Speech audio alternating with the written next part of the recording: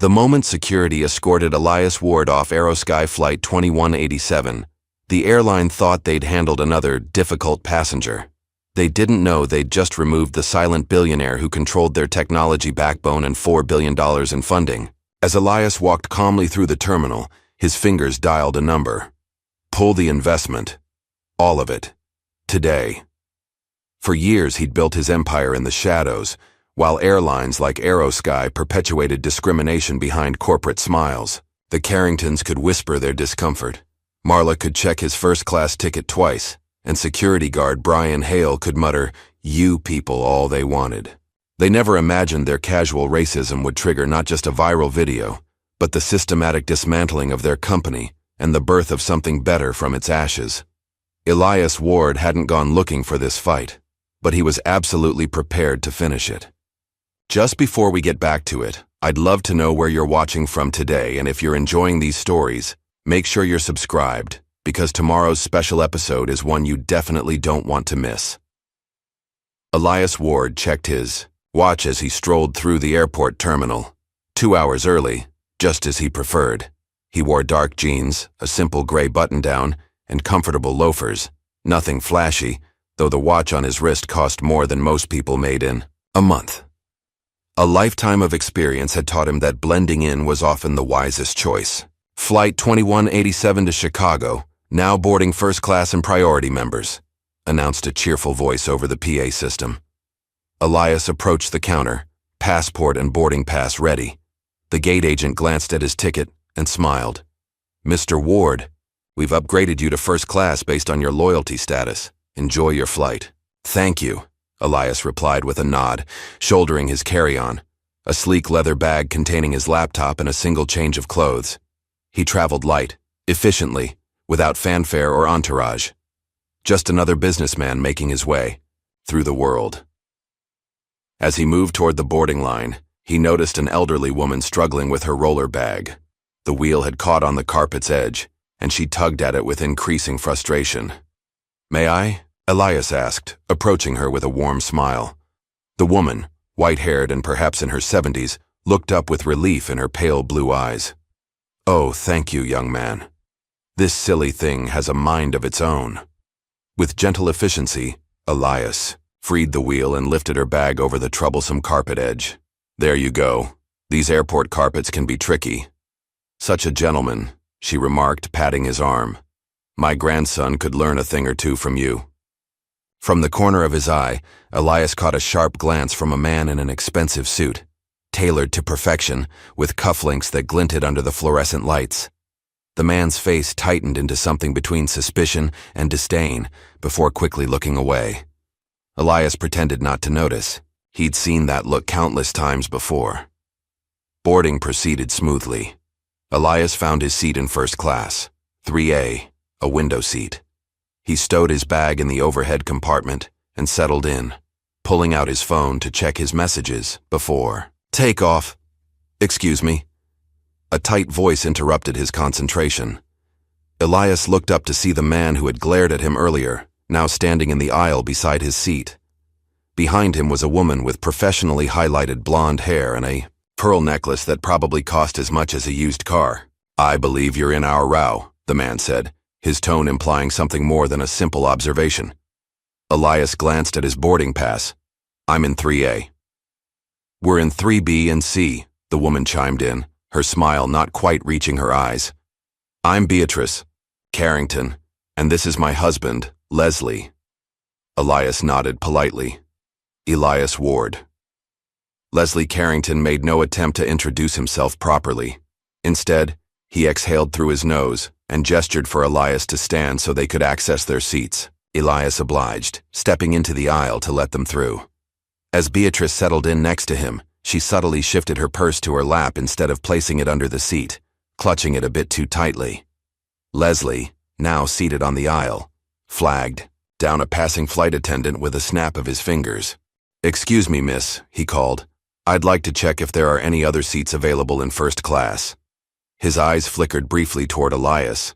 The flight attendant, whose name tag read Marla, followed his gaze. Her customer service smile faltered slightly as she looked at Elias. "I'm sorry, sir. "We're fully booked in first class today," she replied to Leslie. Then, with a curious tilt of her head, she turned to Elias. "May I see your boarding pass, sir?" Elias kept his expression neutral as he handed over his boarding pass and ID. "Is there a problem?" "Just routine checks," Marla said, examining his documents with unusual scrutiny. "We need to make sure everyone is in their assigned seats." Elias noticed she hadn't asked to see the Carringtons' boarding passes. "Everything seems to be in order," Marla finally said, returning his documents. Her tone was stiff, professional, but tinged with something that made Elias's stomach tighten slightly. As Marla moved on, Leslie leaned toward his wife and whispered something. Beatrice nodded, her eyes darting briefly to Elias before looking away. The plane gradually filled. A flight attendant moved through the cabin offering pre-departure drinks. When she reached their row, she served the Carringtons first, then hesitated before handing Elias his water. "Boarding complete," came the announcement over the intercom.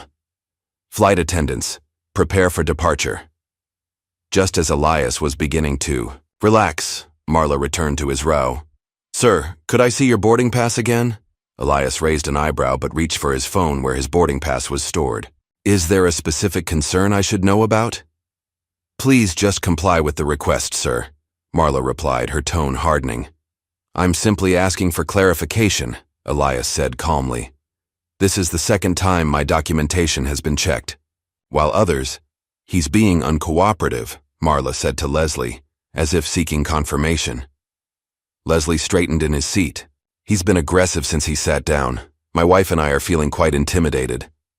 Elias blinked in genuine surprise. "I've barely spoken 10 words to you." "There's that tone again," Beatrice murmured, just loud enough for Marla to hear. Something cold settled in Elias's chest as he realized what was happening. He had experienced versions of this before, but usually with more subtlety, not this blatant fabrication. "I'll need to speak with the captain," Marla said, turning sharply and heading toward the cockpit. A few rows back, a young college-aged woman with braided hair slowly raised her phone, angling it to capture what was unfolding.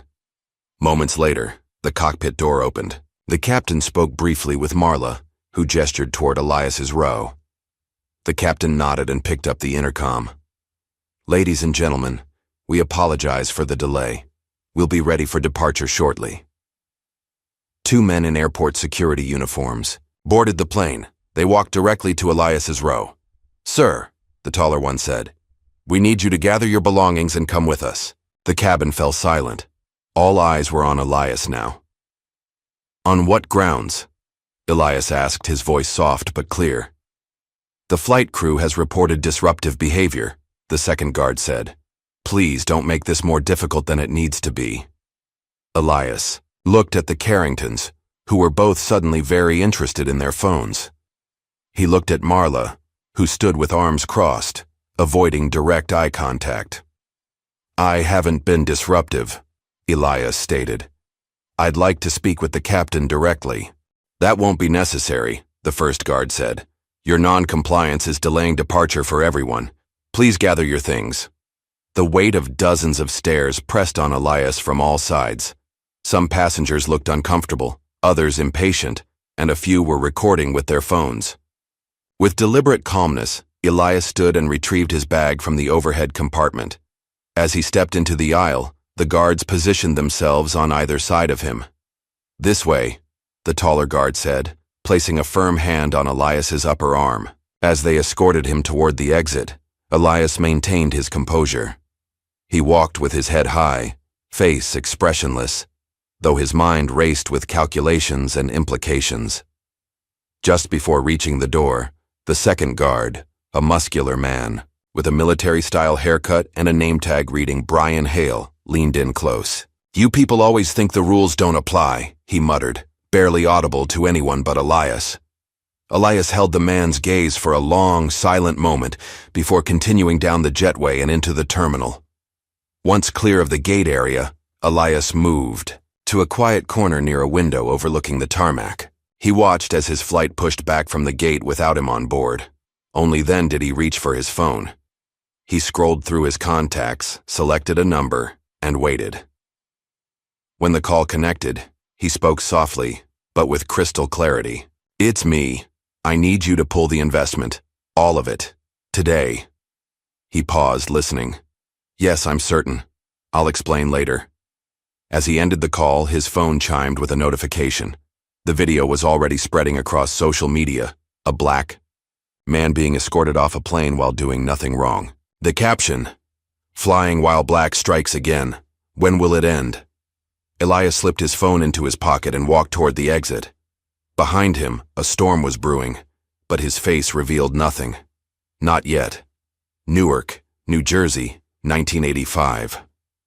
A 7-year-old. Elias sat on the stoop of a modest apartment building, working through math problems that were years beyond his grade level. His mother, Diana Ward, watched from the window as she prepared dinner after her 12-hour shift as a hospital administrator. "You're going places, baby," she'd often tell him. "Just remember who you are when you get there." The memory faded.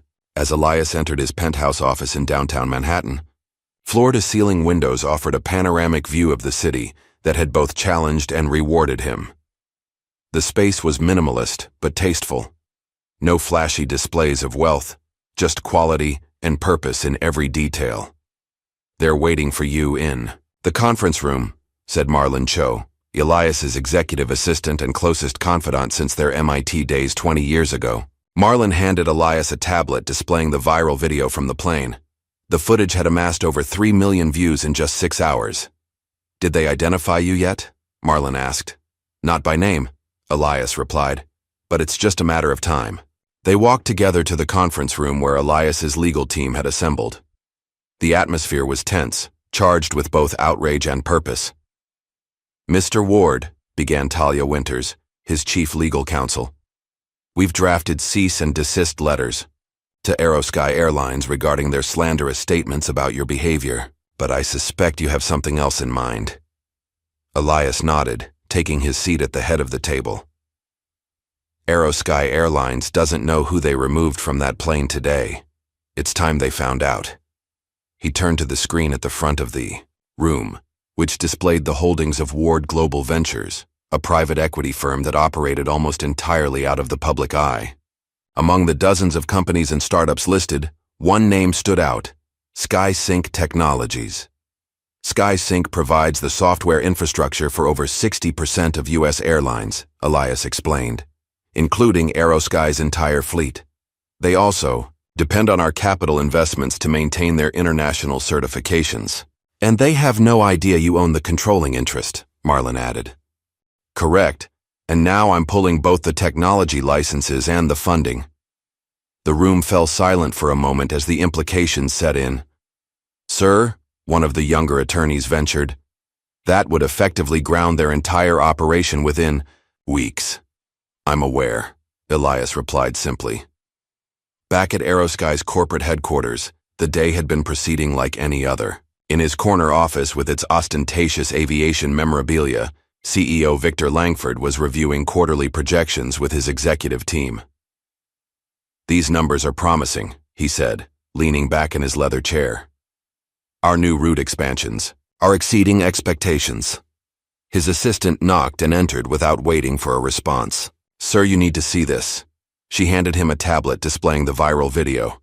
Victor's face remained impassive as he watched, but a vein in his temple began to pulse. "Get Kendra in here," he ordered. "Now." Kendra Shaw, Aerosky's head of PR, arrived moments later. Tall, immaculately dressed, with a reputation for handling crises with cold efficiency, she carried herself with the confidence of someone who had buried worse stories than this. "I've seen it," she said before Victor could speak. "We're already drafting a statement about our commitment to passenger safety and proper protocols." "Not good enough," Victor snapped. "This needs to disappear. I don't want another discrimination lawsuit." "The video has already gone viral," Kendra countered. "Trying to bury it will only make it worse. We need to control the narrative."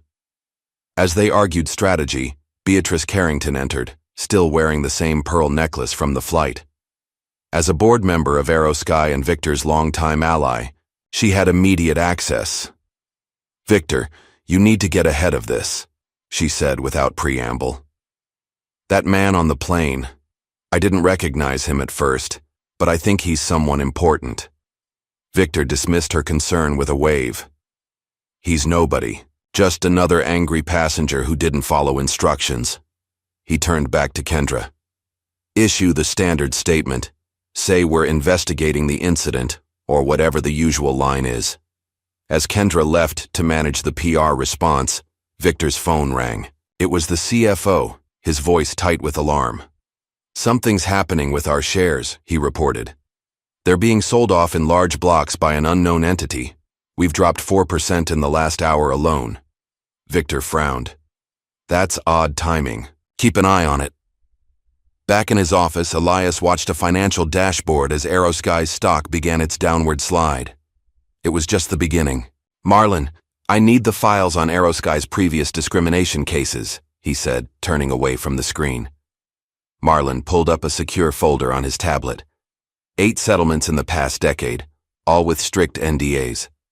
On Elias's desk sat a framed photograph of his mother, Diana Ward, smiling proudly at his MIT graduation. Beside it was an old bus ticket, preserved in a small frame. The sight of it triggered another memory. Montgomery, Alabama, 1994. 15-year-old Elias was visiting relatives with his mother.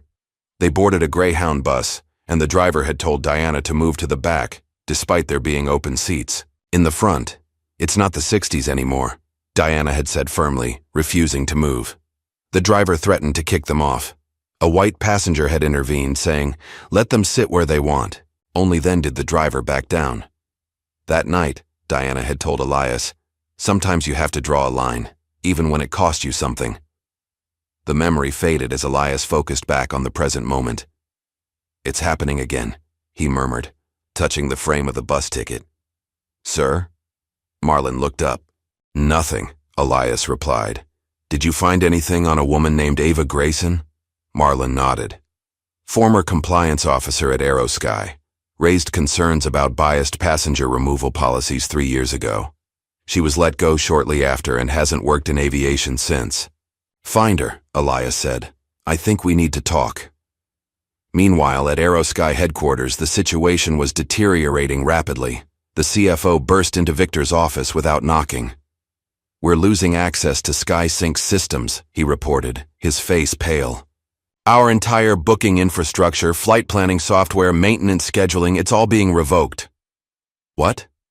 Victor stood up. That's impossible. We have contracts. Apparently there's a clause allowing immediate termination under certain conditions. And there's more. Our private equity funding is being pulled. $4 billion, Victor. Gone. For the first time that day, genuine fear flashed across Victor's face. Who's doing this? Who has that kind of power?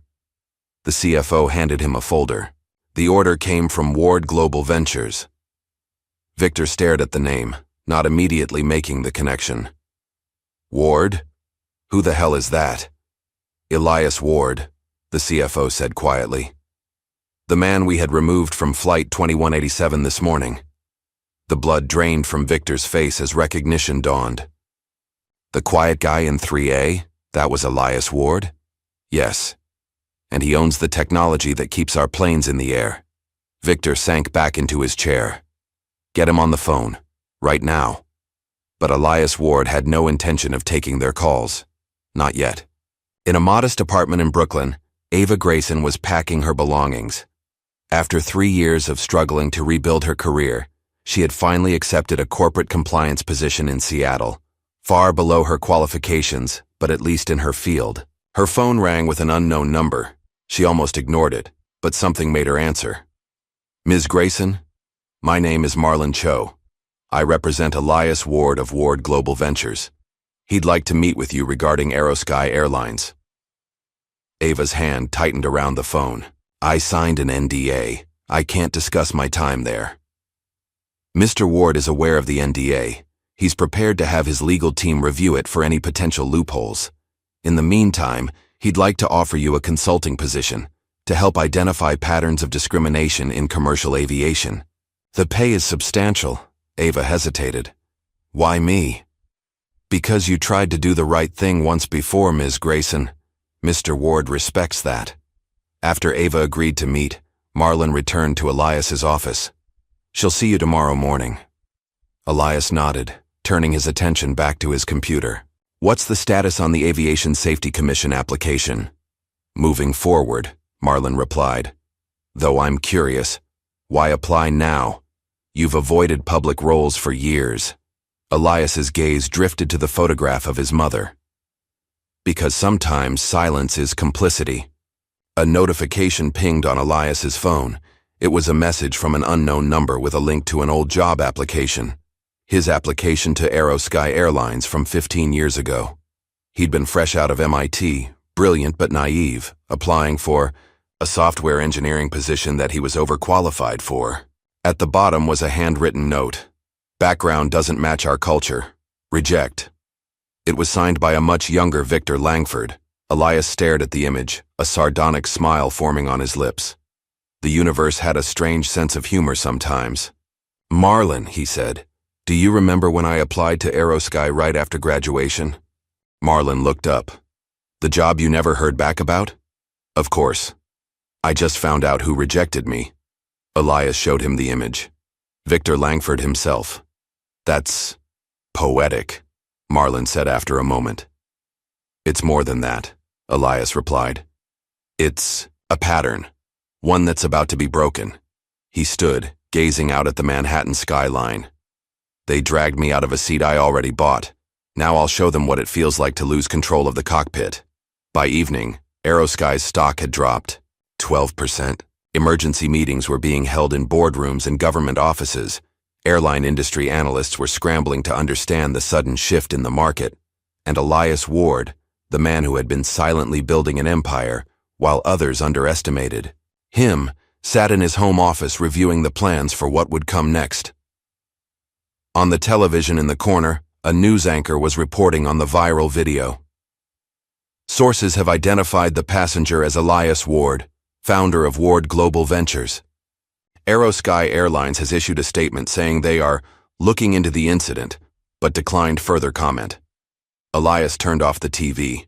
The first pieces were moving into place. Tomorrow, the real game would begin. Dawn broke over New York City as Ava Grayson arrived at the Ward Global Ventures building. The security guard checked her ID and directed her to the executive elevator. "Mr. Ward is expecting you," he said with a respectful nod.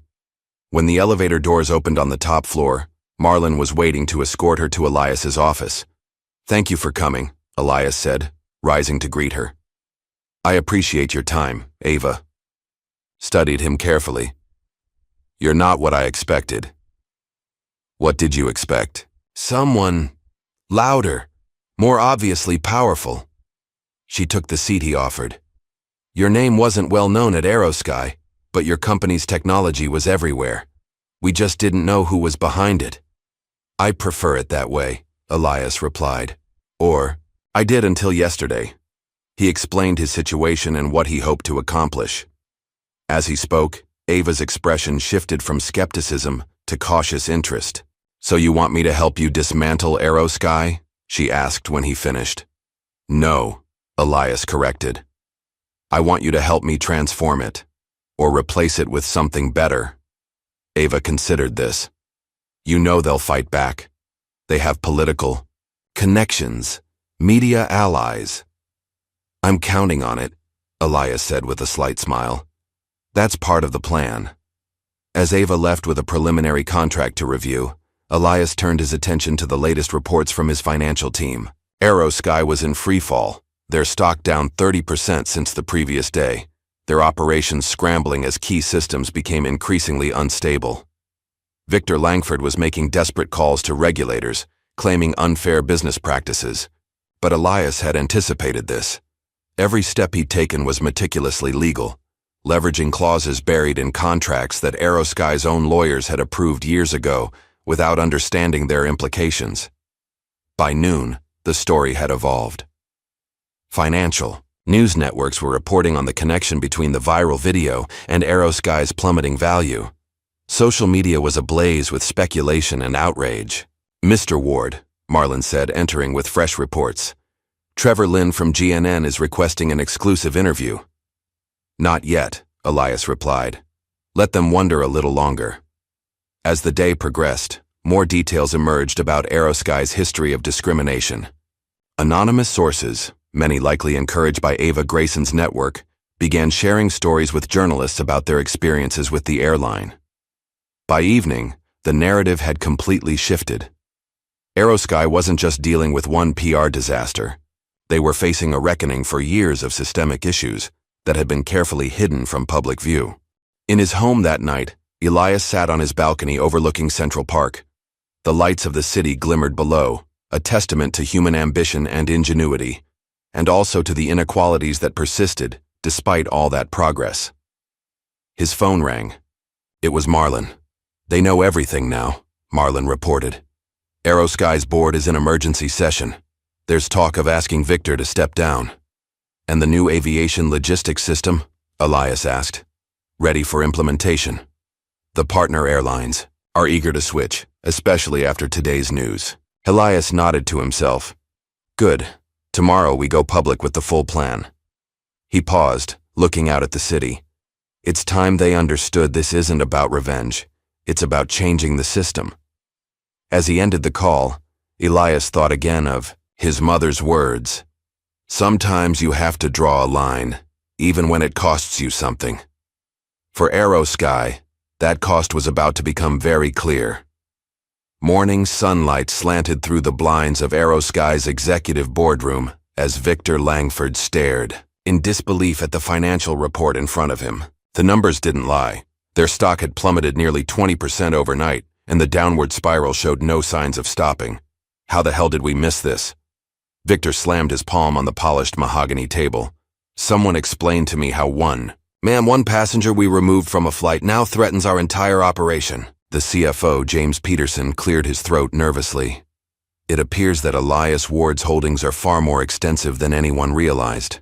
The license revocations for our tech systems are just the beginning. The private equity funding, $4 billion, has been officially withdrawn as of 9 a.m. this morning. Victor's face flushed crimson. This is absurd. One entitled passenger throws a tantrum and we're supposed to cave. Call legal. We'll fight this on breach of contract. We've already consulted with legal, Peterson replied, his voice tight. The contract gives Ward Global Ventures full discretion to withdraw funding with minimal notice under certain conditions. Conditions that, unfortunately, we've met. Kendra Shaw sat quietly at the far end of the table, observing the panic with calculating eyes. As head of PR, she'd weathered many storms for HeartScars, but this hurricane was different. This wasn't just a crisis to manage. It was an opportunity. Victor, she finally spoke, her voice measured and cool. We need to issue a formal apology to Mr. Ward. It's the only way to begin damage control. Victor scoffed. Apologize and admit wrongdoing? Absolutely not.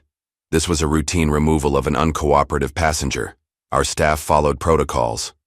The video evidence suggests otherwise, Kendra countered, and the public is firmly on his side. Justice for Elias is trending nationwide. I don't give a damn what's trending, Victor snapped. We stand by our crew's decision. Issue the standard statement about passenger safety being our top priority. As the meeting continued, Kendra excused herself briefly, stepping into the hallway to make a private call. The contact in her phone was labeled simply CV. Cameron, it's Kendra. I think it's time we had that discussion about the future of HeartScars leadership.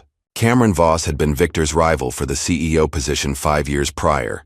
As the current COO, he'd been biding his time, waiting for Victor to stumble. That time had finally come. Meanwhile, across town, Ava Grayson sat in a secured office at Ward Global Ventures, combing through internal HeartScars documents. Years of working in compliance had taught her where to look for the smoking guns. Found another one, she announced, sliding a file across to Trevor Lynn, the investigative journalist. Elias had brought in email chain from 2019, senior leadership explicitly discussing how to identify and flag non-standard passengers for additional scrutiny. Trevor whistled low. That's corporate speak for racial profiling if I've ever heard it. It gets worse, Ava continued, pulling up another document. Look at this training material. They instruct gate agents to watch for urban speech patterns and unusual attire in business or first class. It's blatant. Trevor adjusted his glasses as he scanned the document. This is dynamite. How did they keep this quiet for so long? NDAs, settlements, and intimidation? Ava replied grimly. I tried to raise concerns when I worked there. They buried my reports and then buried my career. Trevor nodded thoughtfully. Time for a resurrection then. By mid-afternoon, Trevor's initial story had broken online. Exclusive. Inside HeartScars' secret passenger profiling system. The article included redacted versions of the emails and training materials, careful not to reveal Ava as the source while still preserving the SAW. Damning content. The reaction was immediate. HeartScars' share price, already weakened, dropped another 15% within hours. Social media erupted with calls for boycotts. Former passengers began sharing their own stories of discriminatory treatment. Back at HeartScars headquarters, the crisis had escalated to all-out panic.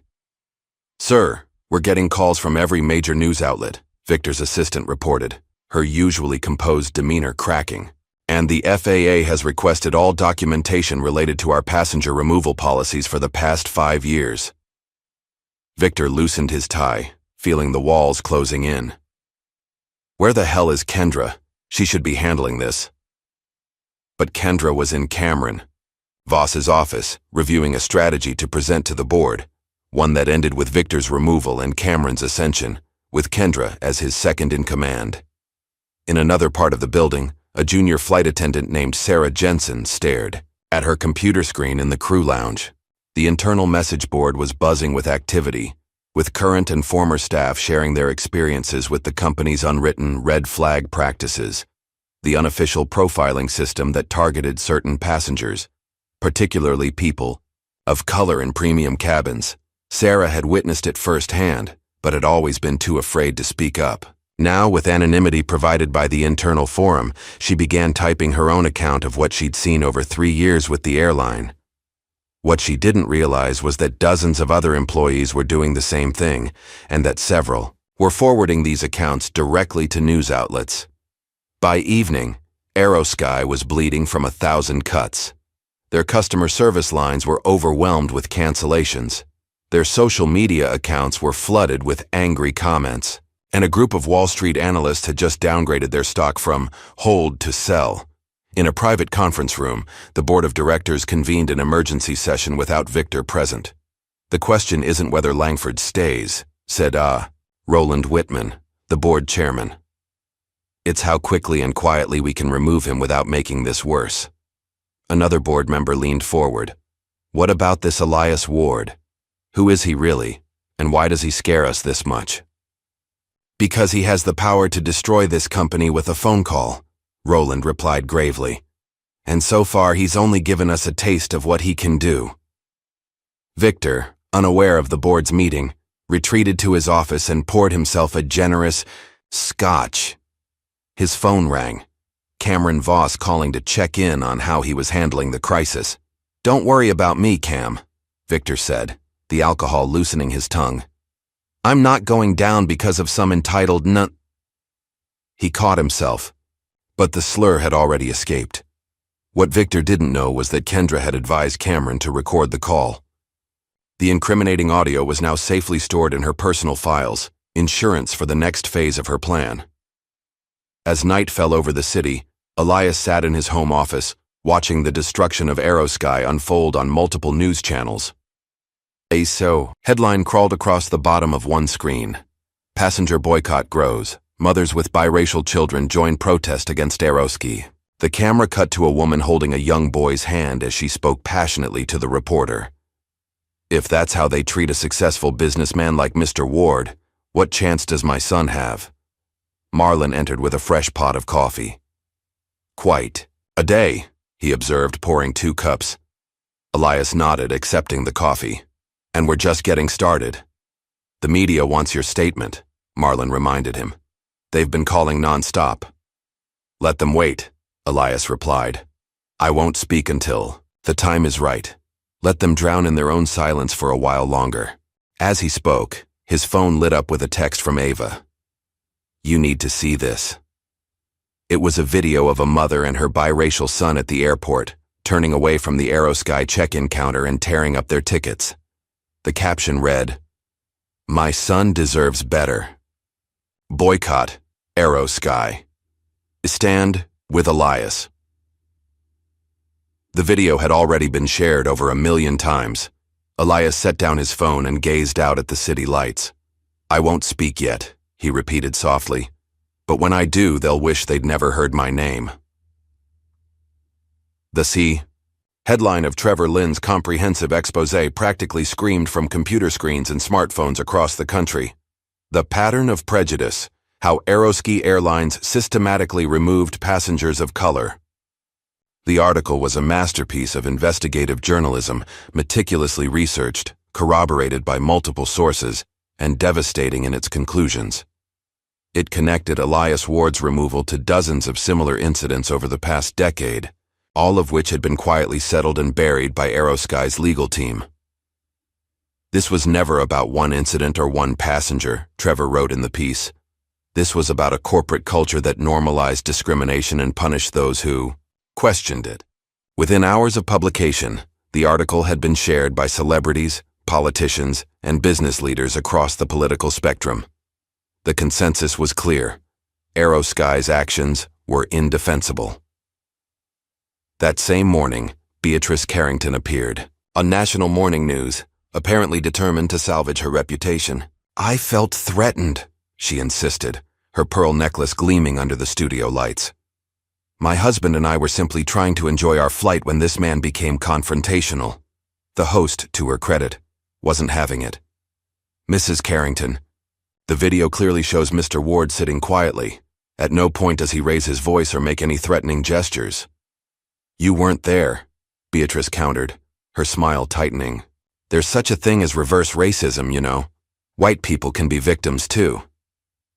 What Beatrice didn't realize was that a group of internet researchers had already begun digging into her past.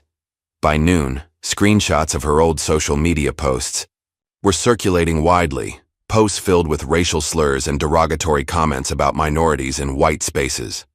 As Beatrice's interview concluded, her phone buzzed with an urgent text from her publicist. "Get off air now. Check your Twitter." Mentions: "Too late, the damage was done." Beatrice Carrington, board member of Aerosky and wife of Leslie Carrington, was now the face of the scandal's latest chapter. At Ward Global Ventures, Ava Grayson was preparing for her next move. With Elias's backing, she had assembled a team to digitize and organize Aerosky's leaked training materials, including a particularly damning video that had been recorded during a staff training session 3 years earlier. This segment is titled, "Identifying Potential Passenger Concerns."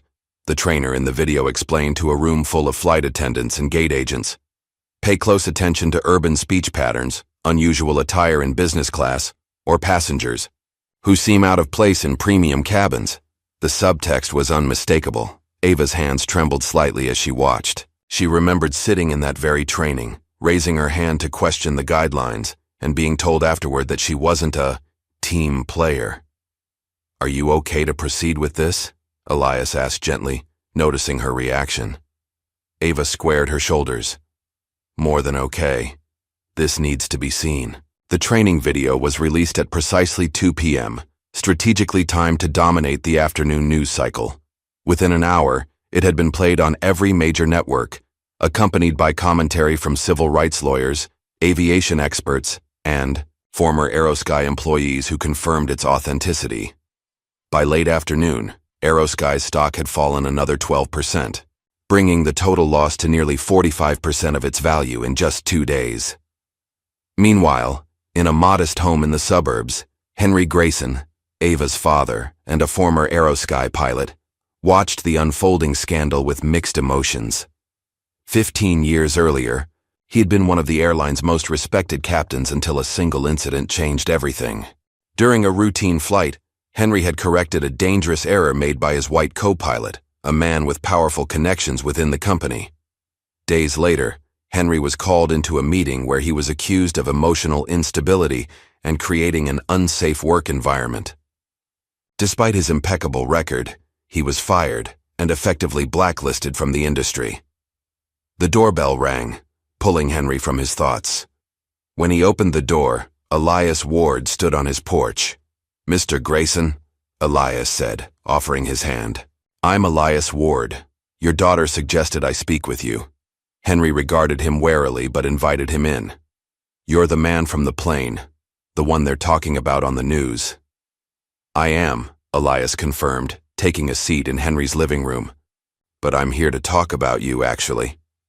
"Me?" Henry raised an eyebrow. "What could I possibly have to do with all this?" "Everything," Elias replied. "What happened to you 15 years ago was part of the same pattern that's continuing today. The difference is, now we have the power to change it." He explained his vision. A comprehensive aviation reform initiative that would address systemic discrimination through new training protocols, reporting systems, and accountability measures. And he wanted Henry to be a consultant on the project. "Why, me?" Henry asked. "I haven't flown in 15 years. Because you understand what's at stake," Elias said simply. "And because your experience matters." Henry shook his head. "I'm sorry, Mr. Ward. I left that world behind a long time ago. It took everything from me once already." Elias nodded, understanding the hesitation. As he stood to leave, he paused at the door. "Don't do it for them," he said quietly. "Do it. For her." They both knew he meant Ava and all the others who had faced similar injustices. Back at HeartScars headquarters, Kendra Shaw was meeting secretly with a private investigator. "I need dirt on Elias Ward," she instructed. "Everyone has skeletons. Find his." The investigator nodded. "Any particular areas to focus on? Past relationships, financial irregularities, anything we can use to shift the narrative." Kendra slid an envelope across the table. "This is just the beginning. There's more if you deliver results."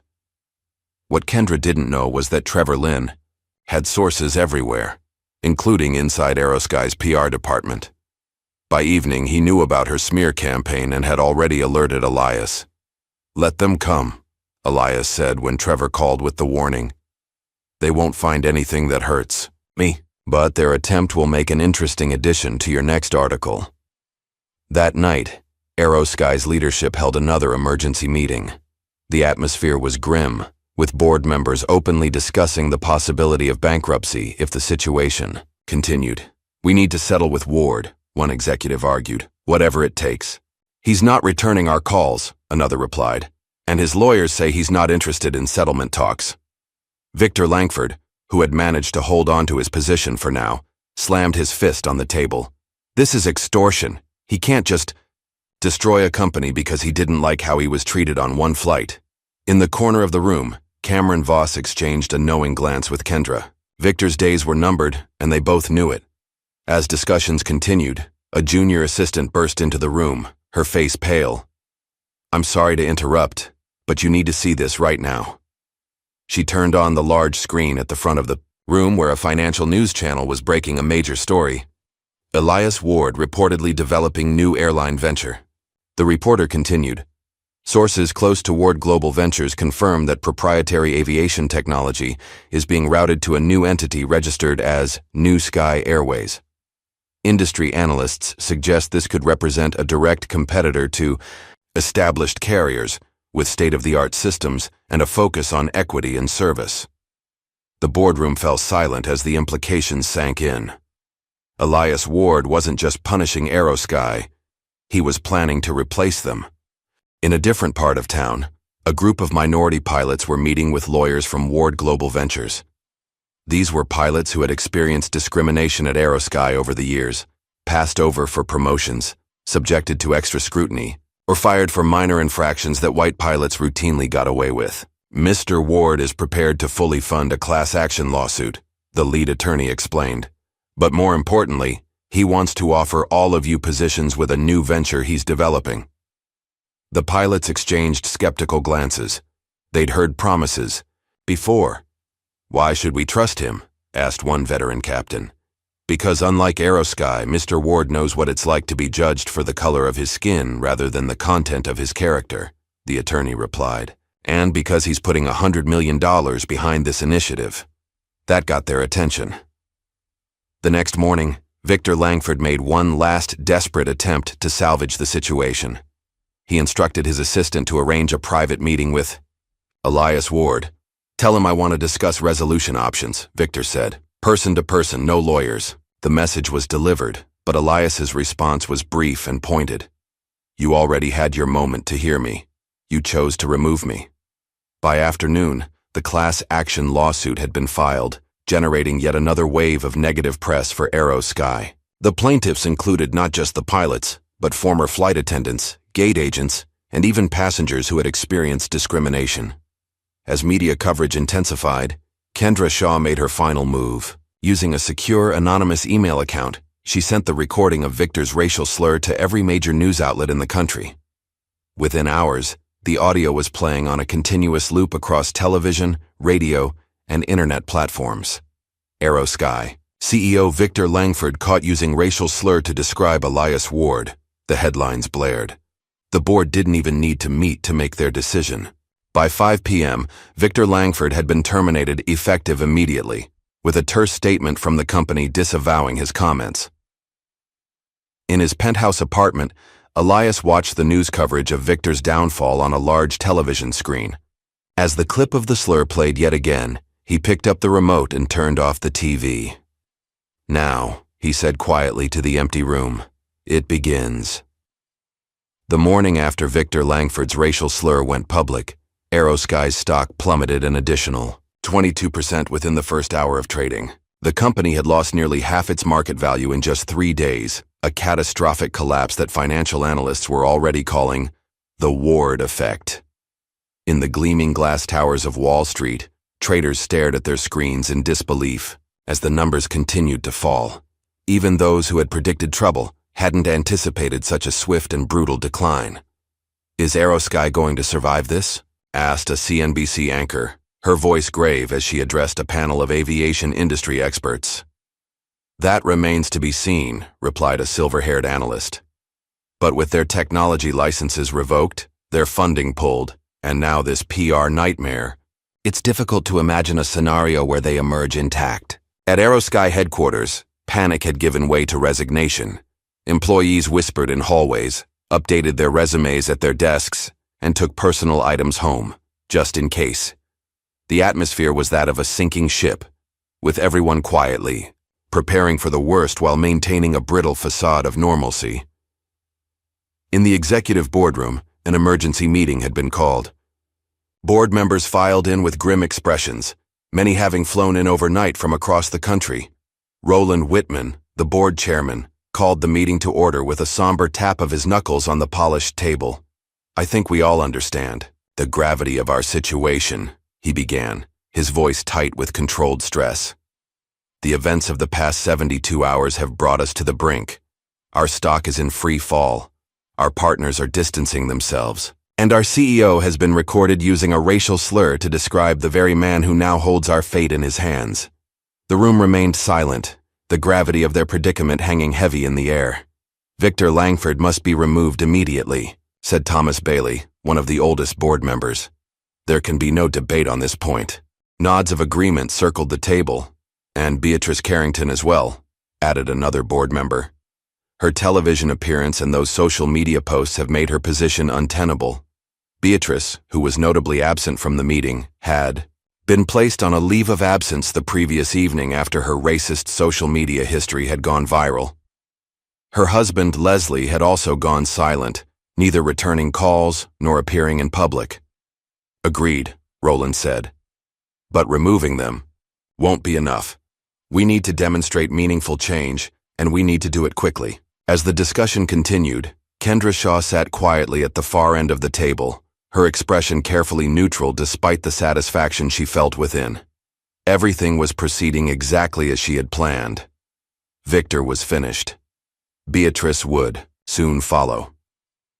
And in the chaos that remained, she intended to rise.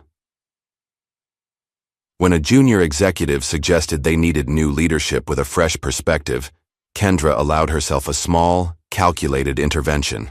"If I may," she said, her voice measured and calm amid the panic, I believe Cameron Voss has the experience and the temperament to guide us through this transition. As COO, he's already familiar with our operations, and he hasn't been implicated in any of the recent unpleasantness. Several board members turned to look at Cameron, who maintained a somber, determined expression, one he and Kendra had practiced the night before in preparation for this moment. I'm willing to step in as interim CEO, Cameron offered, his voice grave with artificial reluctance. Not because I want the position, but because I believe in this company and what it can be with the right guidance. The vote was swift and unanimous. By noon, press releases announced Victor Langford's termination and Cameron Voss's appointment as interim CEO. Kendra Shaw was elevated to executive vice president with expanded responsibilities, effectively making her the second most powerful person in the company. Cameron's first official act was to draft a formal statement condemning discrimination and promising a full review of company policies. His second act, performed behind closed doors, was to instruct Kendra to reach out to Elias Ward. We need to stop the bleeding, he told her. Find out what it will take to get him to reinstate the technology licenses and funding. Kendra nodded, already composing the approach in her mind. Leave it to me. That afternoon, a sleek private jet, one of the few HeartScars aircraft still operating at full capacity, was dispatched to New York. On board was a leather portfolio containing a proposal that Kendra believed would appeal to Elias Ward: reinstatement of all technology licenses and funding, in exchange for a formal public apology from HeartScars, a substantial financial settlement, and a newly created position for Elias as strategic advisor to the board. The jet landed at a private airfield near Elias's estate in upstate New York. A courier delivered the portfolio directly to the front gate, where Marlon Cho accepted it, with a cordial but non-committal thank you. Inside the house, Elias was on a video call with a group of former HeartScars employees, people of color who had experienced discrimination during their time with the airline. Each shared their story, passed over for promotions, subjected to random security checks, assigned to less desirable routes, or pushed out entirely under dubious circumstances. What happened to me on that plane wasn't an isolated incident, Elias told them after listening intently to their experiences. It was part of a pattern that's gone unchecked for too long. As the call concluded, Marlon entered with HeartScars' proposal.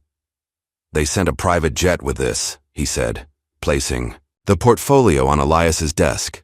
Elias glanced at the leather-bound folder without opening it. Send it back. Without reading it? Marlon asked, surprised. They had their chance to do the right thing, Elias replied. Now it's my turn to decide what happens next.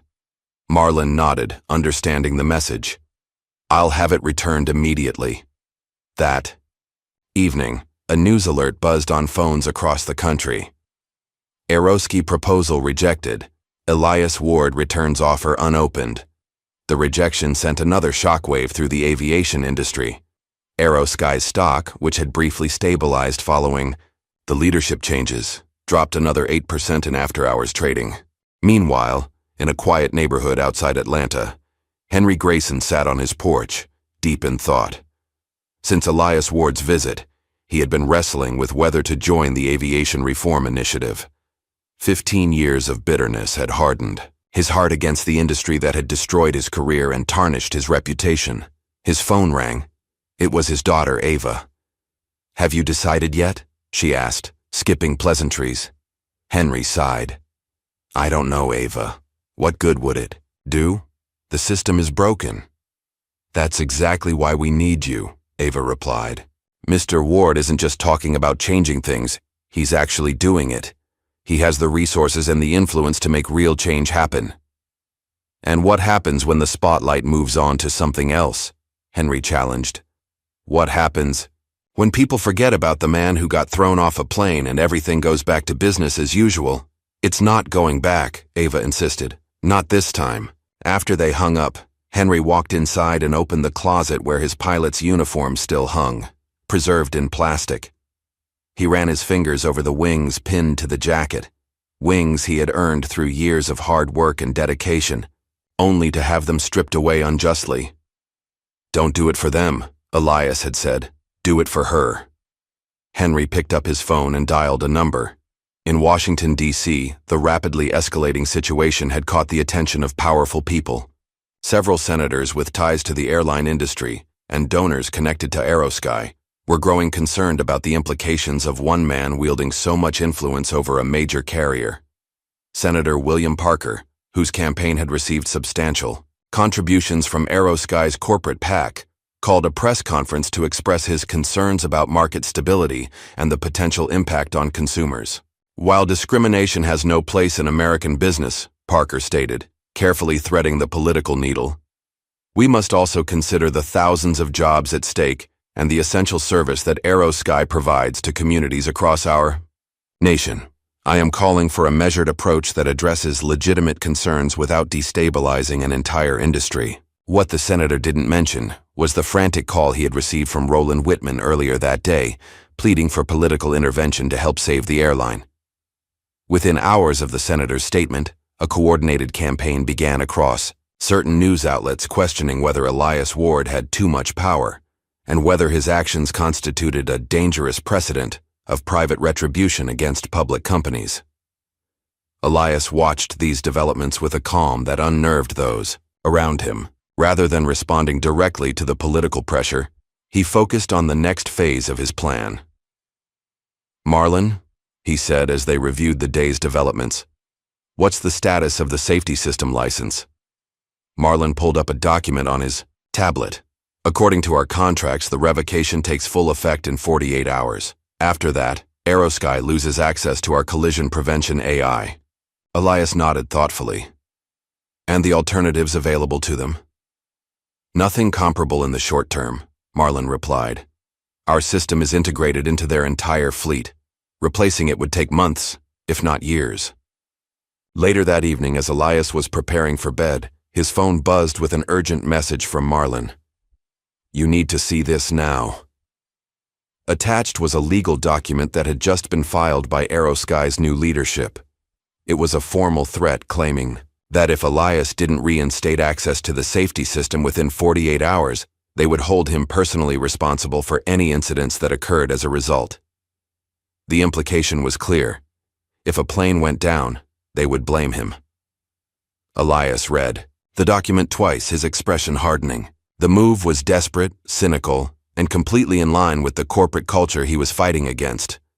They still don't understand who they're dealing with, he said to himself, setting the phone aside. Tomorrow would bring a response they weren't expecting. The headline dominated every major news outlet by morning. HeartScars claims Elias Ward endangering passengers by withholding safety technology. It was a calculated move that shifted the narrative overnight. Suddenly, social media was ablaze with new hashtags. Breer's corporate vendetta and airline lives matter began trending as HeartScars' PR machine worked overtime to paint Elias as a vindictive billionaire willing to risk lives for personal revenge. Several opinion pieces appeared simultaneously across different publications, all questioning the ethics of using safety systems as leverage in a corporate dispute. The coordinated nature of the campaign suggested significant resources behind it, a last-ditch effort by HeartScars to salvage its reputation by damaging Elias's. They're trying to make me the villain, Elias remarked to Marlon as they reviewed the morning's coverage. Predictable but effective. Before Marlon could respond, his phone rang. It was Ava Grayson, her voice tense with urgency. There's been an incident, she reported. HeartScars Flight 753 to Denver experienced a sudden altitude drop about an hour ago. They're saying it was related to the navigation system.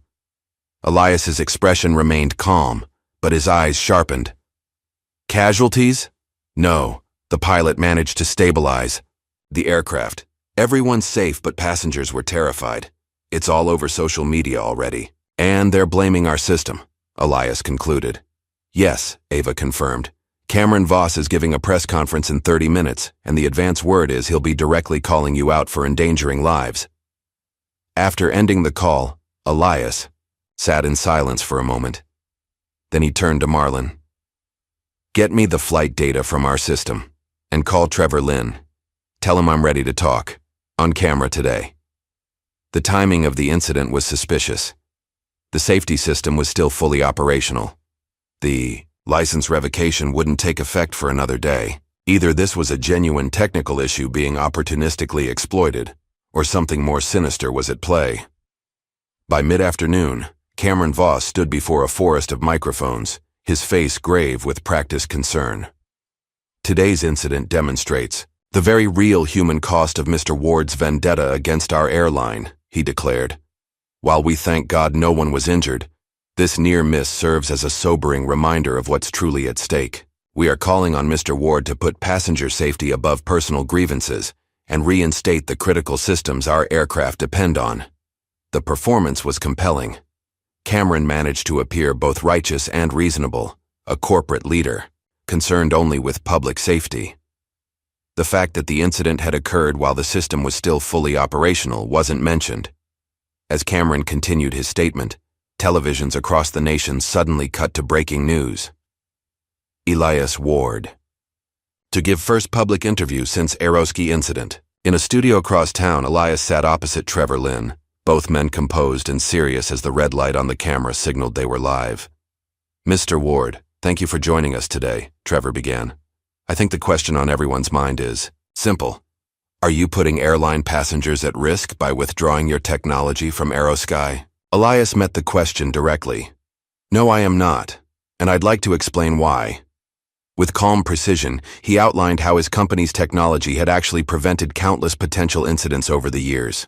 He explained that the system was still fully operational and would remain so for another 24 hours, contradicting Aerosky's implications. Today's incident occurred while our system was functioning normally, Elias stated. In fact, our logs show that it was our collision prevention AI that helped the pilot recover from the sudden altitude drop, a drop that appears to have been caused by human error in the cockpit, not by any technological failure. He then revealed something the public didn't know. His company had already arranged for a third-party safety system to take over when the license expired, ensuring there would be no gap in protection for passengers. My issue is not with the traveling public, Elias continued. It's with a corporate culture that has systematically discriminated against people of color, both passengers and employees, while hiding behind policies and procedures designed to shield them from accountability, Trevor pressed further. But critics say you're using your financial power to wage a personal war against Aerosky. How do you respond to accusations that this is simply about revenge? If standing up against discrimination and demanding accountability is considered revenge, then we have a deeper problem in our society than I thought, Elias replied. I didn't create this situation. Aerosky did when they chose to remove me from that flight for no legitimate reason, when they chose to cover up past incidents rather than address them, and when they chose to threaten me rather than acknowledge their mistakes. The interview continued for 30 minutes, with Elias maintaining his composure while systematically dismantling Aerosky's narrative. By the time it concluded, the public conversation was already shifting. Social media exploded with supportive messages. Current and former pilots from other airlines began speaking out, confirming the reliability of Ward's safety systems and questioning Aerosky's version of events. A popular black veteran pilot with a large following posted a video that quickly went viral. Elias Ward's technology has saved more lives from behind a screen than Aerosky ever did in a cockpit. I've flown with his systems for a decade, and they've never failed. This is about a corporation trying to avoid accountability, nothing more. As the interview replayed across various networks, Kendra Shaw watched from her office at Aerosky, her expression unreadable. The strategy to paint Elias as reckless had backfired spectacularly. His calm, reasoned responses made Aerosky's accusation seem desperate and manipulative by comparison. Her phone rang. It was Cameron Voss.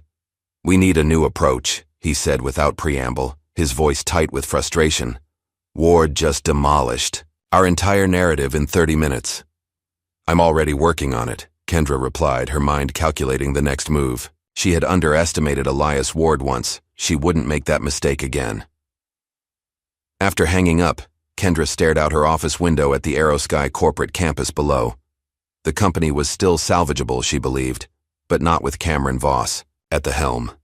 His performance today had been adequate but uninspiring. If Aerosky was going to survive this crisis, it needed leadership that could match Elias Ward's strategic thinking.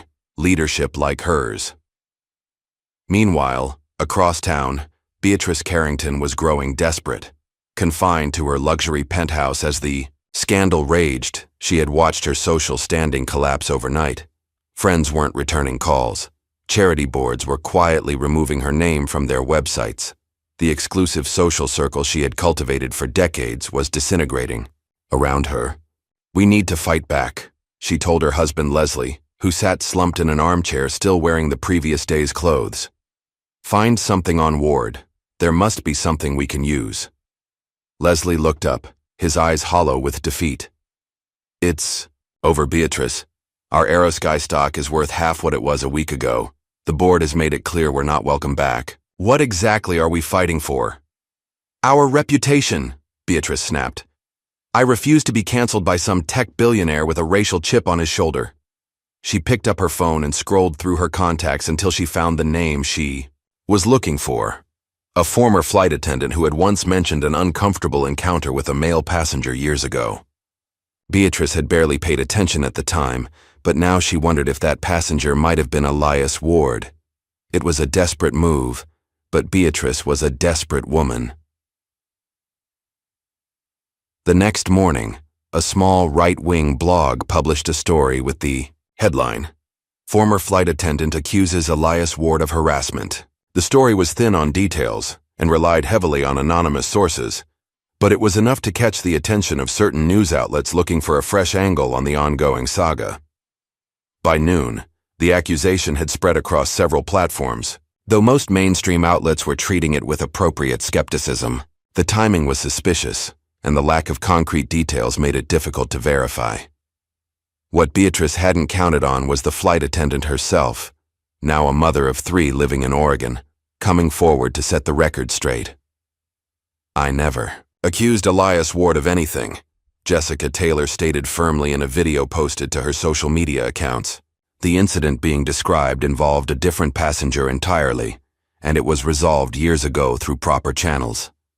"Mr. Ward has always been respectful in my experiences with him, and I won't allow my name to be used in this smear campaign." The attempted character assassination collapsed almost immediately, further damaging Beatrice's already tarnished reputation. More importantly, it exposed the desperate tactics being employed against Elias, generating additional public sympathy for his cause. As the week progressed, the movement against HeartScars continued to grow. Ava Grayson organized a protest outside the airline's headquarters, expecting perhaps a few hundred people to attend. Instead, thousands showed up, former employees, civil rights activists, and ordinary citizens outraged by the discrimination that had been exposed. They carried signs reading, "HeartScars, no-fly zone for racism," and "Justice for Elias, oh, justice for all." News helicopters circled overhead, broadcasting the scene to millions of viewers nationwide. In Washington, D.C., the political winds were shifting as well. The Senate Commerce Committee, responding to public pressure, announced hearings on discrimination in the airline industry. Elias Ward was invited to testify. The hearing room was packed when Elias took his seat at the witness table. Cameras flashed as he placed his prepared statement on the table before him. Senator James Williams, the committee chairman, called the hearing to order with a bang of his gavel. "Mr. Ward," Williams began, "you've created quite a stir in recent weeks. Some call you a crusader for justice, others a corporate raider using social issues as cover for financial manipulation. I hope today's testimony will help us determine which narrative is closer to the truth." Elias leaned forward slightly. "Senator, with respect, both narratives miss the point. This isn't about me.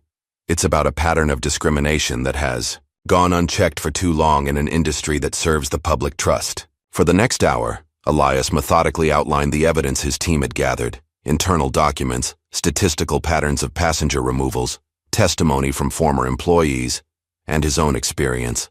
His delivery was calm but powerful, devoid of the emotional outbursts or grandstanding that often characterized such hearings. "Gentlemen," he concluded, "I don't expect you to take my word for any of this. I've provided documentation for every claim I've made today. The question isn't whether discrimination exists in this industry. The evidence clearly shows it does. The question is what we, as a society, are prepared to do about it. As Elias finished, a hushed silence fell over the hearing room. Several senators appeared visibly moved, while others looked uncomfortable, perhaps considering their own ties to the industries being scrutinized. Back at Ward Global Ventures, Marlon had made a significant discovery. While reviewing HeartScars' financial records, particularly the complex web of shell companies used for various investments, he uncovered evidence that Beatrice and Victor had been funneling company money to lobbying groups with explicit anti-diversity agendas. Moreover, they had used these same shell companies to quietly settle multiple harassment and discrimination cases over the years. This goes beyond corporate bias, Marlon told Elias when he returned from Washington. They were actively funding hate while using company resources to cover up abuse. Elias reviewed the documents carefully. The evidence was damning and completely actionable. "Forward this to the Department of Justice," he instructed, "and give Trevor Lynn the background information, not the documents themselves, but enough to start asking the right questions." That evening, Elias sat alone in his study, reviewing the events of the past 2 weeks. What had begun as a personal humiliation had evolved into something much larger, a genuine movement for change in an industry that had operated by its own rules for too long. His phone rang. It was Henry Grayson. "I've been thinking about your offer," Henry said without preamble. "And?" Elias prompted when Henry fell silent. "I'm in," Henry finally replied. "Not because I believe the system can change, but because my daughter does. And if there's even a chance she's right, I want to be part of it." Elias smiled. "I'm glad to hear it. We've got a lot of work to do." As they discussed next steps, Elias's other line beeped with an urgent call from Marlon. "Turn on the news," Marlon said when Elias switched over. Now, Elias clicked on the television to see breaking news banners across the screen. Federal agents raid HeartScars headquarters. The camera showed FBI agents leading several people out of the building in handcuffs. Among them was Victor Langford, his face ashen, as he was guided into a waiting vehicle. The Department of Justice moved quickly, Marlon explained. "Apparently, they've been building a case for some time, and our evidence was the final piece they needed." As the screen showed Victor Langford being placed in the back of an FBI vehicle, Elias turned off the television. The wheels of justice were finally turning, but there was still much work to be done. The real challenge, rebuilding something better from the ashes of corruption, was just beginning. 3 weeks after Victor Langford's arrest, a fleet of black town cars pulled up to a converted warehouse on the outskirts of New York City. The building, once an abandoned aircraft maintenance facility, had been transformed into a sleek modern space, its exterior restored to industrial chic perfection, its interior reimagined as a cutting-edge headquarters. Elias Ward stepped out of the lead car, dressed in a simple charcoal suit. Behind him came Marlon Cho, tablet in hand as always, followed by Ava Grayson and her father Henry. They were joined by a diverse group of executives, engineers, pilots, and aviation specialists, the core team of what would soon be revealed to the world. Inside, the warehouse had been converted into an open concept office with a massive hangar space visible through glass walls. In that hangar stood a gleaming aircraft, its pristine white fuselage emblazoned with a sleek blue logo, New Sky Airways. "Is everything ready?" Elias asked, surveying the space with quiet satisfaction. Marlon nodded. "Press will arrive in 30 minutes. Livestream is set up. Social media campaign launches the moment you make the announcement." As the team took their positions, Elias walked to a wall displaying framed photographs, one of his mother, another of the infamous flight where he'd been removed, and between them, a simple framed motto, "Everyone deserves a seat." Soon, the HeartScars warehouse filled with journalists, industry analysts, and invited guests. Camera crews set up equipment while photographers jockeyed for position. The anticipation was palpable. Rumors had been swirling for days about Elias Ward's next move. At precisely 10 a.m., Elias stepped onto a small stage. Behind him, a massive screen displayed only the New Sky Airways logo against a cloud-dotted sky. He surveyed the crowd, took a deep breath, and began. Good morning. Thank you all for coming. 3 weeks ago, I was forcibly removed from a commercial flight because of the color of my skin. Today, I'm here to announce that sometimes, when the system fails you, the answer isn't just to fix it, but to rebuild it entirely. With that, the screen behind him came to life, displaying renderings of aircraft, terminals, and technology interfaces. As Elias continued, he outlined his vision. New Sky Airways, a revolutionary aviation company built from the ground up with equity, safety, and integrity as its foundational principles. This isn't just another airline, Elias explained. This is a complete reimagining of what air travel can and should be. From our hiring practices to our customer service protocols to the technology powering our aircraft, everything has been designed to create an experience that respects the dignity of every person who steps on board. He went on to detail the innovations that would set New Sky apart. State-of-the-art collision avoidance technology, transparent algorithms for security screenings that eliminated racial bias, and a corporate structure that incentivized ethical behavior at every level. And leading this effort as our Chief Operating Officer, Elias announced, gesturing to his right, is someone who understands better than most the cost of standing up for what's right. Please welcome Ava Grayson. Ava stepped forward, her posture confident, but her eyes revealing the emotion of the moment.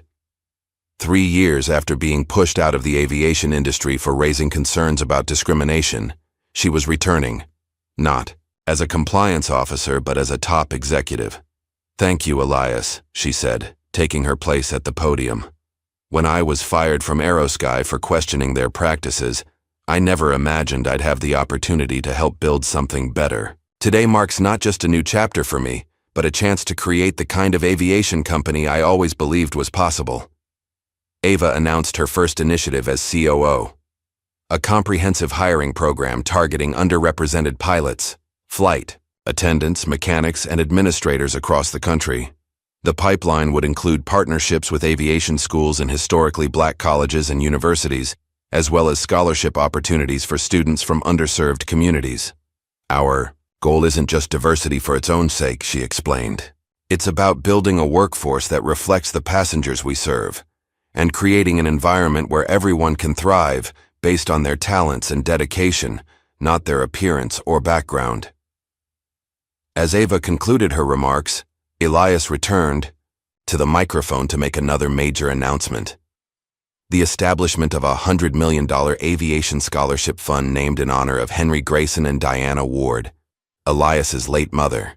This fund will support the next generation of diverse aviation professionals, Elias said, because representation matters not just in the boardroom, but in the cockpit, the cabin, the maintenance hangar, and every aspect of this industry. Henry Grayson, standing near the stage, blinked back tears as the audience applauded. 15 years after being pushed out of the profession he loved, his name would now be associated with creating opportunities for others who might have been excluded. The press conference continued with technical presentations on New Sky's aircraft and systems, followed by a Q&A session where journalists pressed for details on timelines, routes, and financial projections. "When will the first New Sky flight take off?" asked a reporter from Bloomberg. "We're targeting 60 days from today," Elias replied. "And yes, that's ambitious. But we've been working on this longer than most people realize." Another reporter raised her hand. "Mr. Ward, critics are already saying this is just about revenge against HeartScars. How do you respond?" Elias smiled slightly. "If building something better, more equitable, and more innovative is revenge, then I suppose I'm guilty. But I prefer to call it progress." As the formal presentation concluded, attendees were invited to tour the facility and view the prototype aircraft. Industry analysts moved through the space, many clearly impressed by the technology and attention to detail evident in every aspect of the operation. "This isn't just a publicity stunt," murmured one veteran aviation consultant to her colleague. "Ward has built something legitimate here. HeartScars should be very, very worried." Across town, in the HeartScars headquarters, the mood was indeed grim. Kendra Shaw sat in what had briefly been her office as executive vice president, watching the New Sky livestream on her tablet. Her expression remained neutral, but her mind raced with calculations and contingencies. The door opened, and Cameron Voss entered without knocking, a small but telling sign of how their power dynamic had shifted in recent days. "You've seen the announcement?" he asked, gesturing toward her tablet. "Of course," Kendra replied coolly. "Impressive operation. He's been planning this for months, maybe years." Cameron paced nervously. "This isn't just competition. It's existential. If he can deliver what he's promising, we won't survive. Not with our reputation in tatters and our stock in free fall." Kendra studied Cameron thoughtfully. In the 3 weeks since his appointment as interim CEO, he had proven disappointing, reactive rather than proactive, more concerned with optics than strategy. She had backed the wrong horse. "We need to respond," Cameron continued. "Release a statement about our own diversity initiatives or something." "That ship has sailed," Kendra replied. "Empty promises won't cut it anymore. We need concrete action and, frankly, different leadership." Cameron stiffened. "What exactly are you suggesting?" Before Kendra could respond, her assistant knocked and entered with urgency. "You both need to see this." She turned up the volume on the office television, where a news anchor was reporting breaking news in the ongoing HeartScars scandal. Following Elias Ward's announcement of New Sky Airways, major travel booking platforms report mass cancellations of HeartScars reservations, with many customers specifically citing their switch to New Sky once it becomes operational. The assistant handed Kendra a printout. "Preliminary numbers show a 40% drop in forward bookings over the past 3 hours alone." Cameron sank into a chair, his face ashen. "This can't be happening." Kendra's phone buzzed with a text from a board member. "Emergency meeting, 4 p.m. She knew what that meant. Cameron's brief tenure was about to end. The question was, who would replace him? Meanwhile, Trevor Lynn was putting the finishing touches on his latest project, a multi-part documentary series titled Grounded, the story of Elias Ward. With unprecedented access to Elias and his team, Trevor had captured the behind-the-scenes story of the past month, from the initial incident on the plane to the creation of New Sky Airways. "This final segment needs something," Trevor muttered to his editor as they reviewed footage. "Something personal that brings it full circle." As, if on cue, his phone rang, it was Elias. "I have something you might want to include," Elias said. "I've just met someone I think you should interview." Hours later, Trevor sat across from an elderly white woman with kind eyes and silver hair, the same woman Elias had helped with her bag at the airport before boarding the fateful flight. "I saw everything," Martha Wilson explained, her voice trembling slightly with emotion. "I was seated a few rows behind Mr. Ward. When those security guards came on board, I wanted to speak up, but I was afraid, and I've carried that shame ever since." She dabbed at her eyes with a tissue. "When I recognized him on the news, I reached out. I wanted him to know that not everyone on that plane was blind to what happened. I never knew kindness could cause such a storm." The interview provided the perfect emotional conclusion to Trevor's documentary, humanizing a story that had become increasingly about corporate maneuvers and systemic change. As the first episode prepared to air, another drama was unfolding in the lives of Beatrice and Leslie Carrington. Their spectacular fall from grace had accelerated following Victor Langford's arrest and the revelations about their involvement in funding hate groups through shell companies. Legal troubles mounted as former employees, emboldened by recent events, came forward with lawsuits alleging discrimination and wrongful termination. The Carrington social circle had evaporated, their club memberships quietly revoked, their names removed from charity boards and donor lists. In their penthouse apartment, now listed for sale to cover mounting legal fees, Beatrice struggled to comprehend how completely their world had collapsed. "How did this happen?" she asked her husband, who sat staring vacantly at financial statements showing their dwindling resources. "A month ago, we had everything." Leslie looked up, his expression hollow. "We had the illusion of everything, Beatrice. And all it took was one man in seat 3A to show how fragile it all was." The next morning, as New Sky's announcement continued to dominate headlines, Elias stood on the tarmac of a private airfield watching test flights of their first aircraft. Beside him, Henry Grayson observed with a professional's eye, occasionally making notes on technical adjustments. "What do you think?" Elias asked, as the plane completed another smooth landing. Henry nodded approvingly. "She's solid.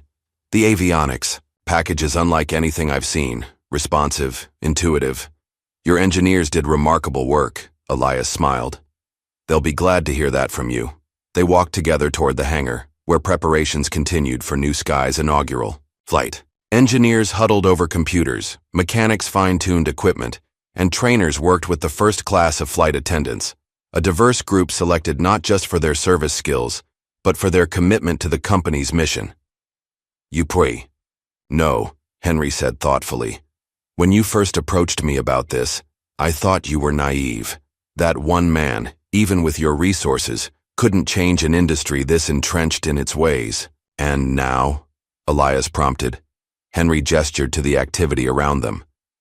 "Now I think maybe I was the naive one, for believing things couldn't change." Later that afternoon, Elias took a rare moment for himself, driving alone to a quiet spot overlooking the Hudson River.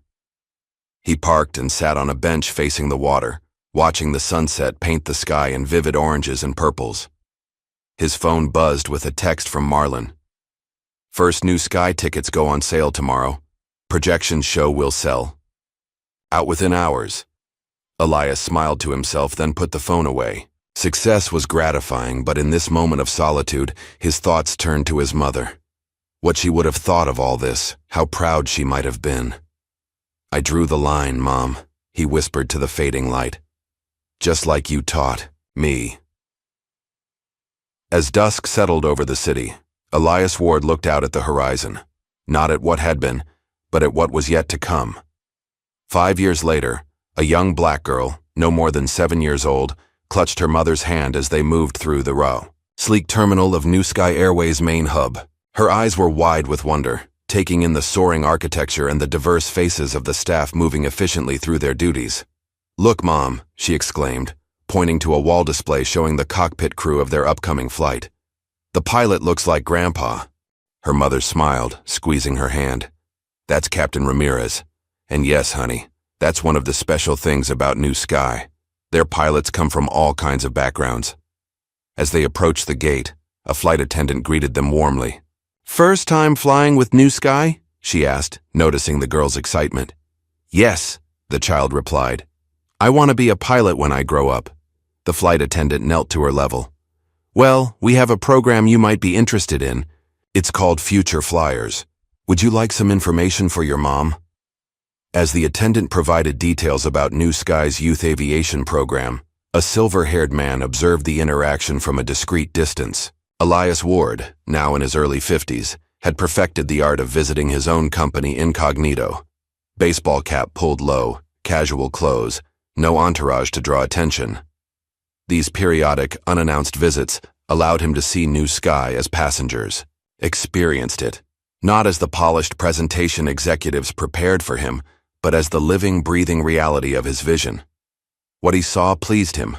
In 5 short years, New Sky had transformed from a bold experiment into one of the top-rated airlines in the world, with the most diverse workforce in aviation history and customer satisfaction scores that competitors could only dream of achieving. More importantly, it had changed the conversation about what was possible in the industry. Other airlines had been forced to re-examine their own practices, several implementing versions of New Sky's unbiased security protocols and inclusive hiring initiatives. Elias's phone vibrated in his pocket, a reminder of his next commitment. He took one last look at the little girl still chatting animatedly with the flight attendant, then slipped away unnoticed. An hour later, Elias stood before a classroom of high school students in one of New York's underserved neighborhoods. This was how he spent much of his time these days, mentoring young entrepreneurs, speaking at schools, and working with the scholarship recipients of the Grayson Ward Fund. "The most valuable resource you have isn't money," he told the attentive students. "It's your perspective, the unique way you see problems and solutions based on your own experiences." A hand shot up, But Mr. Ward, you had money. That's how you were able to start your own airline when Aerosky discriminated against you. Elias nodded, acknowledging the point. Yes, I had resources that most people don't. But money alone doesn't build anything worthwhile. What turned that moment of injustice into something positive was having a vision for something better, and the determination to make it real. After the session, the school principal walked Elias to his car. You've been coming here every month for almost 4 years now, she observed. Long after the headlines faded, most successful people make one appearance and consider their community service done. Elias smiled. This was never about headlines for me. It's about legacy, not just what we build, but who we help to build the future. As his driver navigated through the city streets, Elias reviewed messages on his tablet.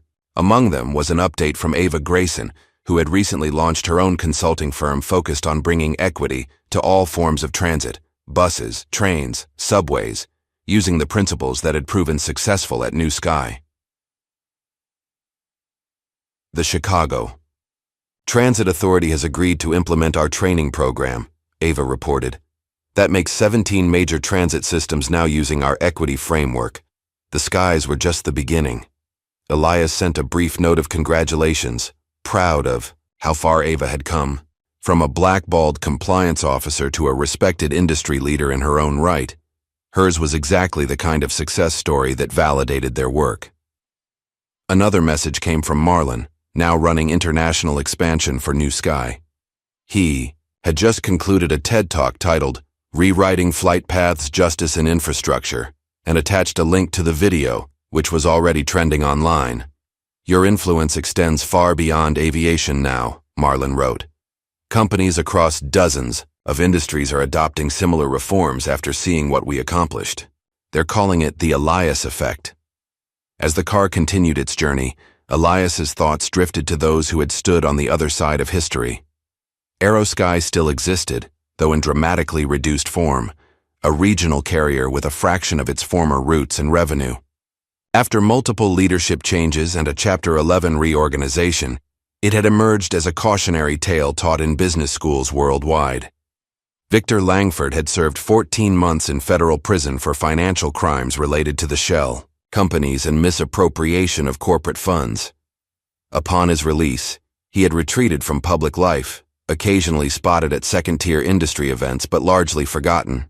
A news alert pinged on Elias's tablet. Former Aerosky CEO Victor Langford spotted at New Sky IPO event.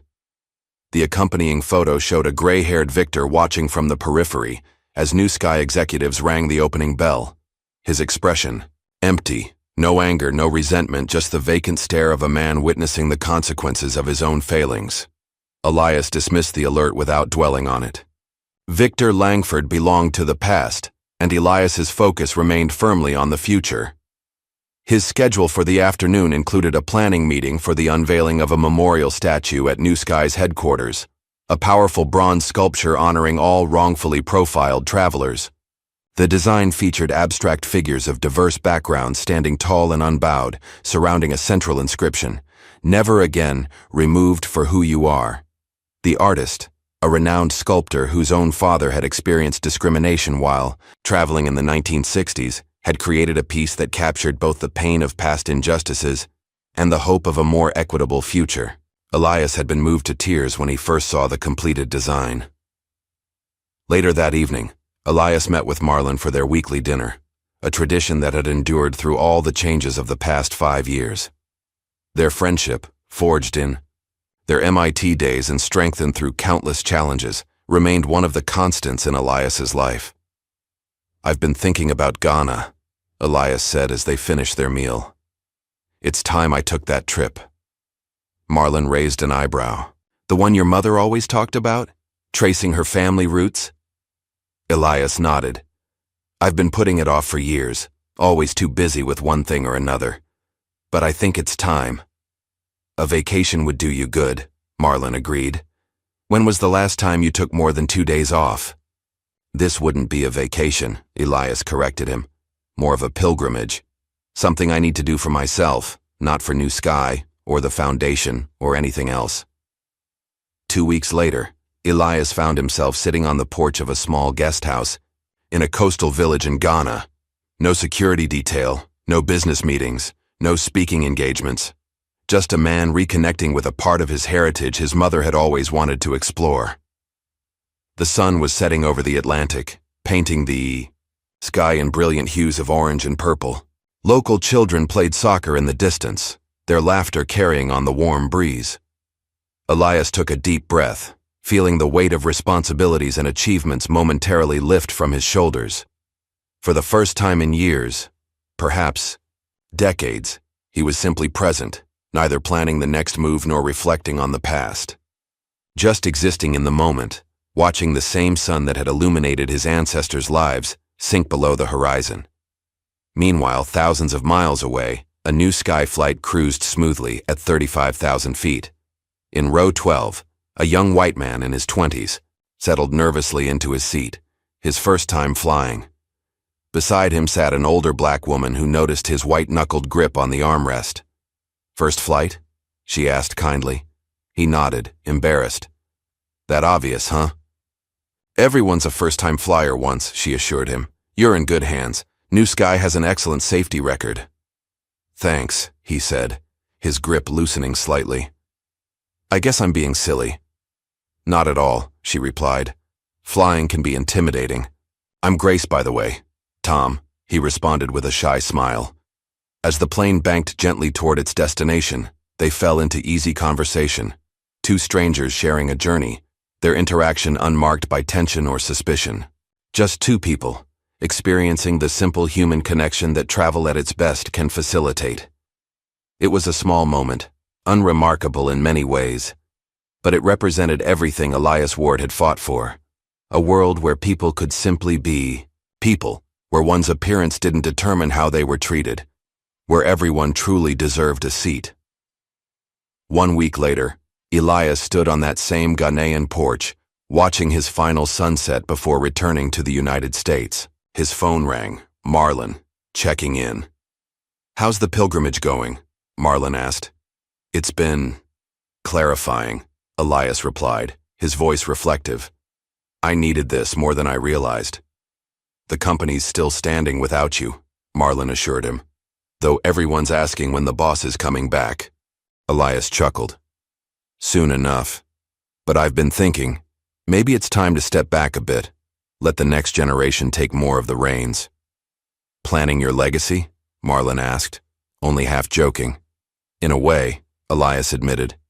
"Everything we've built, New Sky, the foundation, the reforms, none of it depends on me anymore. That's how it should be." As the last sliver of sun disappeared beyond the horizon, Elias thought about the journey that had brought him here, from a seat on an airplane to a movement that had changed an industry. One moment of injustice, transformed through determination and vision into something that would outlast him. In the growing darkness, Elias Ward smiled to himself. His mother had been right all those years ago.